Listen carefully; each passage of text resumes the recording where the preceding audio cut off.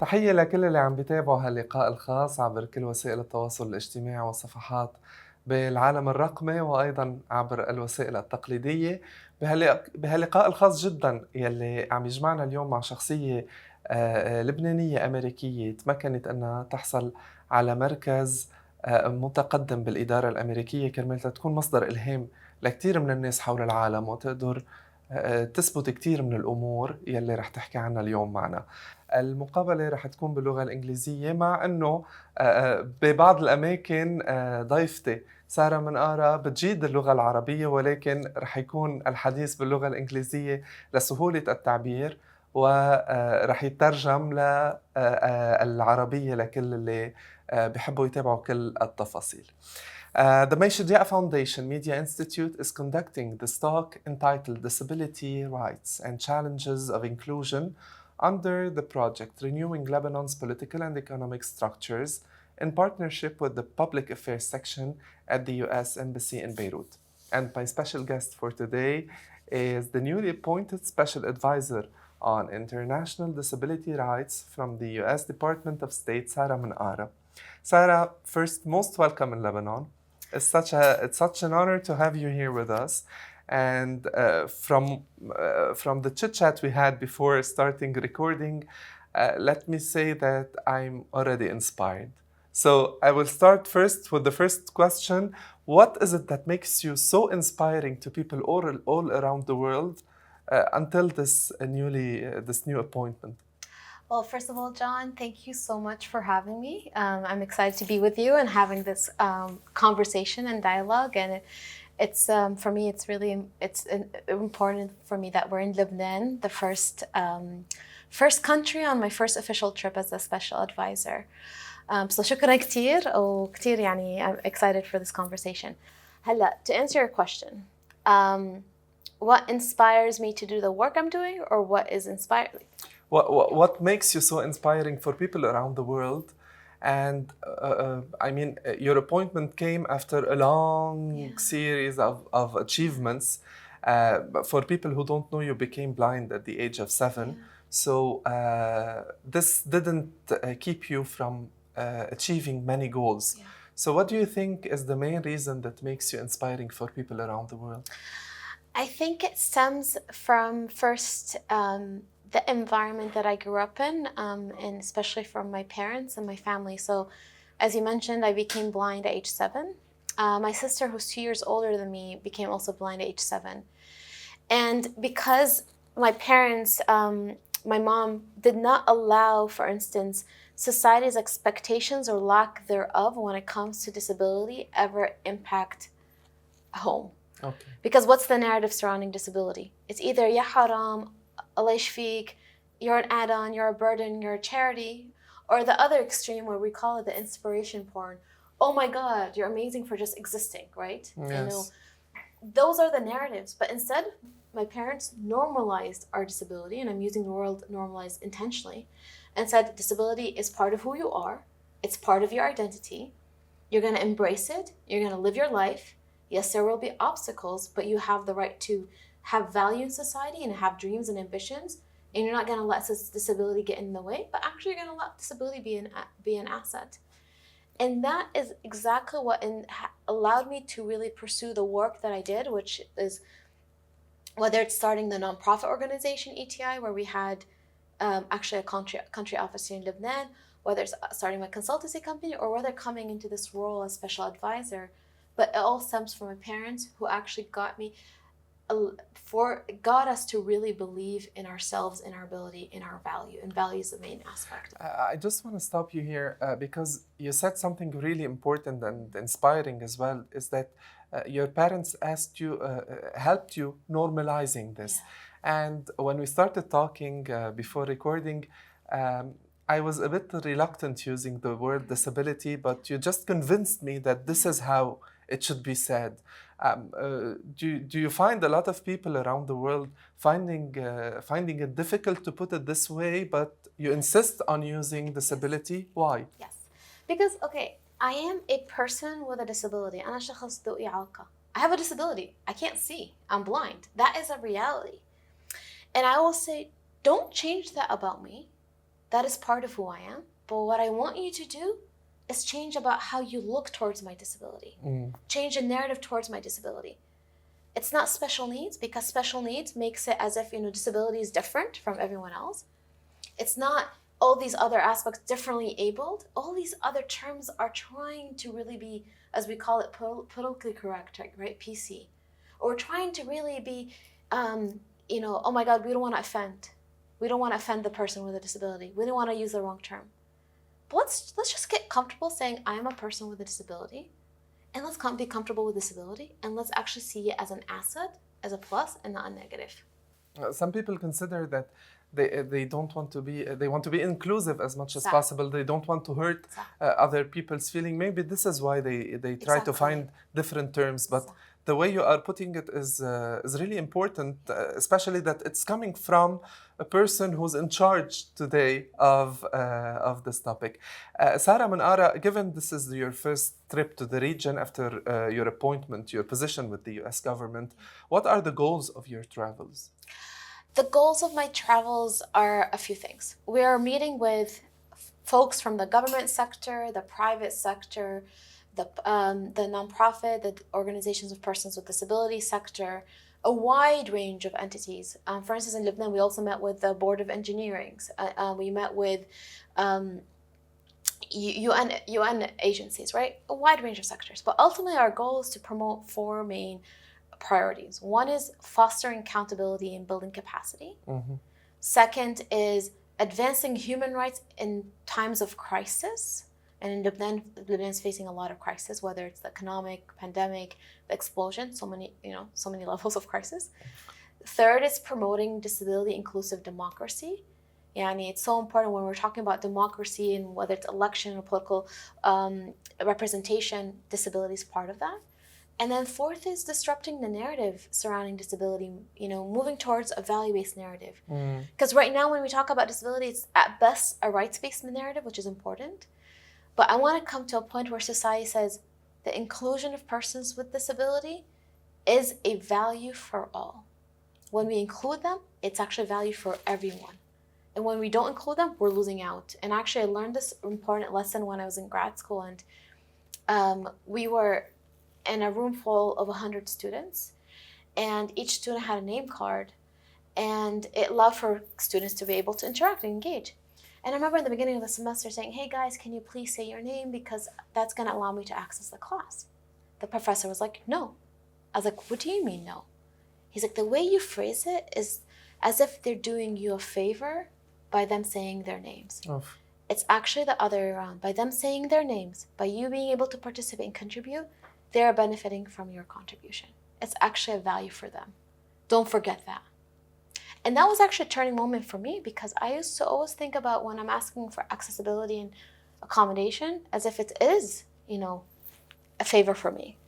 So anyway, so that goes back. It shouldn't be. And that's you're so right. And that's what we're trying to promote this in society. When we want to make systems accessible for persons with disability, everyone benefits. And allow me, since you are my valued guest, to talk about this topic that we've been talking about a lot in Lebanese media, which is accessibility for people with disability, especially for the elections. We still have an old system that doesn't include these people, and we really hope that your presence today and all the work you are conducting in Lebanon and around the world will help going into a society that respects the rights of these people. It's not a favor they are doing them, just like you said. Sara Minkara, can you speak to areas where the US can improve on its own disability rights work, in addition to where you see the Middle East could benefit?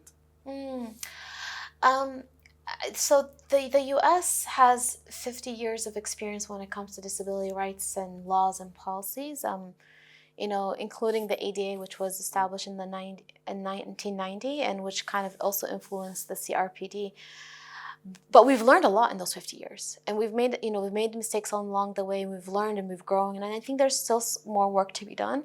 I would say from my own personal experience, the beautiful part about in the US is the laws there and the policies are there to protect your right. What we always need to do and continue needing to do is two things. And I think this is something that even here, everywhere in the world, one is always teach your kids your rights. Teach them their rights so they can advocate for themselves and advocate for others and be allies towards others. Because in the US, if someone is being discriminated based on their disability, you can actually advocate for your right and push. But people don't know that unless they are taught their right. And I think us teaching people's right from a young age is really important. But the second part, which is something that is a global still issue, goes back to the narrative, which is, Accenture came out with a report a few years ago showing that businesses that employ persons with disabilities, right, actually show there's evidence showing that businesses that employ persons with disabilities have a greater profit margin than businesses that don't. So it is a value. But do we actually hear that value narrative a lot across spaces? It's still much more from a rights-based narrative. It's the right thing to do. Let's make sure we employ because we want to, etc. We want to come to a point where every single sector is saying we need to because they have value. They can be part of the solution when it comes to negotiations and peace process, for instance. They can be part of the innovation when we're creating new products, right? They need to be part of every single conversation. Exactly. Let me go back to what you said. It's not about saying ya haram. Yeah. It's not about being politically correct. Yeah. It's about being inclusive. Yeah. So what is one thing everyone and anyone can do to help be inclusive and accommodate persons with disabilities? That's a good question. A couple of things. One, I will say that we need to look at inclusion from two lenses, the internal lens and the external lens.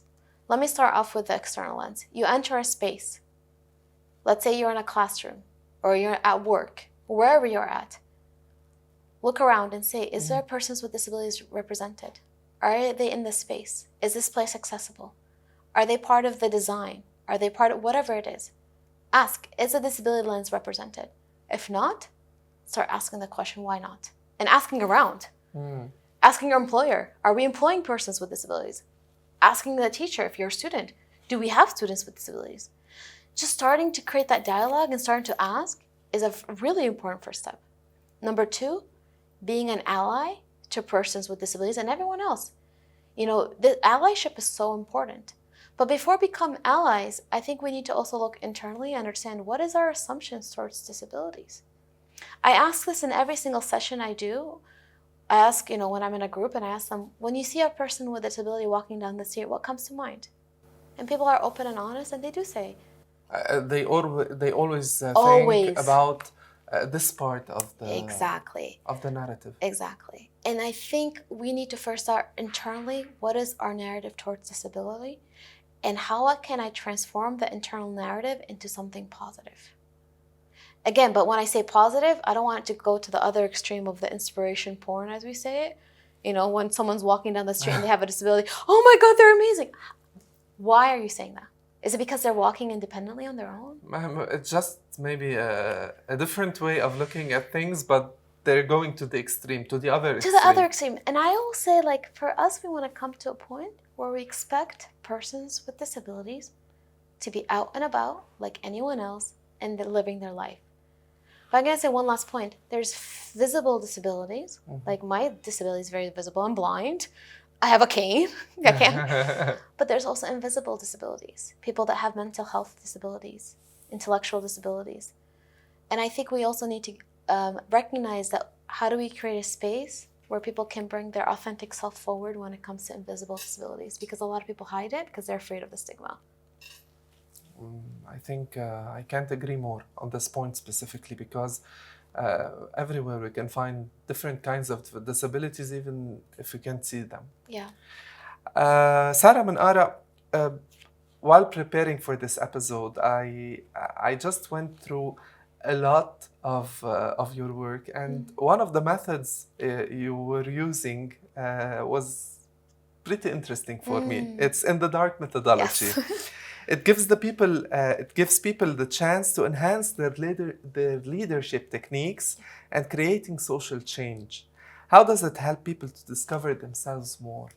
That's a good question. So the In the Dark methodology, this is, I used to run these workshops before my time at the US government. And it comes from this concept of when you're in a space and you're not able to see, the constraint of not seeing gives you the freedom to see more. It has nothing to do with blindness in the sense like to experience, it has nothing to do with that, experiencing blindness. But it's more when you come and I'm interacting with you, John, without seeing you, right? And I don't know, and also we have other things we cannot talk about, other labels. We tell people they cannot say their name, where they're from, work, and educational background, because those are other labels we interact with. Those constraints of not engaging in those labels, those constraints, forces you to actually interact on a deeper and more authentic level. And it's so beautiful when you have CEOs coming together and they're not able to engage on those labels. They're like, who am I? And that allows for people to engage. Like, I will start engaging with you on a more authentic level because I can't make assumptions on who you are. Most of the assumptions I can hear, right? But I can't make a lot of assumptions, and vice versa. So we use that technique to really have difficult conversations around issues. We bring forward leadership challenge issues. We talk about inclusion challenges, whatever the challenge is. But because people cannot make a lot of assumptions, it allows people to be more authentic and express more of their true selves. But towards the end of the workshop, I will say, we're not here to say be blind. If you can see the beauty in the world. If you can hear the beauty in the world. If you can touch the beauty in the world. But what we're asking you is, how can you start understanding how much labels and assumptions are preventing you from expressing more of your true self and preventing you from seeing the person in front of you for who they are? How can we start delaying our assumptions? It's just removing a label just to have a different perspective. Yeah, and but it's more. It's exactly, and I think, but we're all humans, and we're all gonna be judging, right? No matter, that's a lot of our human nature. But how can we start understanding ourselves, how we behave, how we actually interact with these labels and assumptions? Sara Minkara, what are your goals for your time working with the US government? So our overarching goal is to advancing the rights of persons with disability across the globe through a value-based lens. We're going to be working across all regions in the world, in the globe, and really focusing on providing technical assistance to governments and organizations of persons with disabilities as well, and civil society organizations and our posts as well, to really bring forward this narrative of how do we make sure disability is part of our framework. And also from an internal perspective, one of my goals is actually to get disability to be seen as a value for our foreign policy. So what does that mean? Disability is a beautiful bridge issue. People can always agree on disability, right? So what does that do? That allows for communities that might not be interacting or wanting to engage, they will engage on disability. I'll give you an example. In Ireland, during the Troubles in Ireland, right? True. The only time, one of the few times that they were able to come together from both sides is when they talked about disabilities. Nice. That's powerful. I was about to ask you about the intersection of diplomacy and disability advocacy. Exactly. And that is what we are, bringing forward. There's a lot of beautiful bridge issues we can do through diplomacy and disability. So that's something that we're going to be, focusing along. I can't be happier for listening to this, and I actually hope that it can make a difference in the world. Yeah, so too. Sara, in one of your YouTube videos, you asked the audience what their motivation was, and you actually asked me when you met me first. Can you tell us what keeps Sara Minkara motivating? I'll tell you, because I was given the chance, and I call it privilege in many ways. It shouldn't be a privilege, but I was given the beautiful chance of being who I am because of my parents, right? A space to be seen, heard, belong, and a space where I'm able to explore my value. There's so many kids out there in the world, kids with disabilities and kids without disabilities as well, that are marginalized because of certain labels and assumptions and isms. And for me, it's like, how can we get the globe to really see that they have beautiful things to contribute, they have value? We need to start reshifting how we look at disability, and we need to start looking at their value. And that's kind of, from my own personal experience, I know what that means. And I could have easily been in a space where no one believed in me. And if no one believed in me, I wouldn't be sitting in front of you, John. Oof. So how do we create that opportunity for every other kid with a disability in that scope? It's inspiring, and you've been known for your inspirational talks and the way you are changing people's set of mind and how you are helping people to look at disabilities in a different way, in an inclusive way, and appreciate the success and the career you've been having. I was very honored to have this interview with you, Sara Minkara. Thank you, I would John. like to thank you for the time, for the positive attitude, and for all the inspiration you are putting in the world.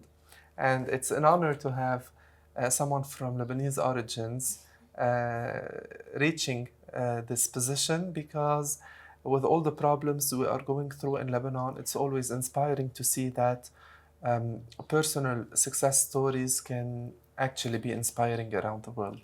Thank you, John. It was such a pleasure having this conversation with you. Same here. We want to thank the Maishidia Foundation Media Institute and the Public Affairs section at the US Embassy in Beirut for organizing this project. Thank you for watching this video. بشكر كل اللي تابعوا هالمقابلة مع سارة منقارة، وبشكر كل اللي تفاعلوا معها هن وعم بيحضروا، لأنه الحديث عن هذا الموضوع أساسي جدا، بيساهم بكسر كتير جدران وهمية بتمنع احترام الشخص الآخر وإعطائه حقوقه مثل ما قالت سارة، لأنه المطلوب هو أنه نتعاطى مع هالموضوع بعفوية وبطبيعية. الموضوع ما بده لا أنه نشفق، ولا بده أنه ندعي أنه بالمقابل في إنجاز كبير عم بينعمل. لازم نحترم، ولازم نكون مشاركين بصنع التغيير يلي بيعطي هالأشخاص حقوقهم قبل كل شيء، لأنه هالحقوق منا من أحد. شكرا لمتابعة هالموضوع، شكرا لمؤسسة ميشديا ولمكتب العلاقات العامة بالسفارة الأمريكية ببيروت، وعلى أمل اللقاء بنشاطات أخرى.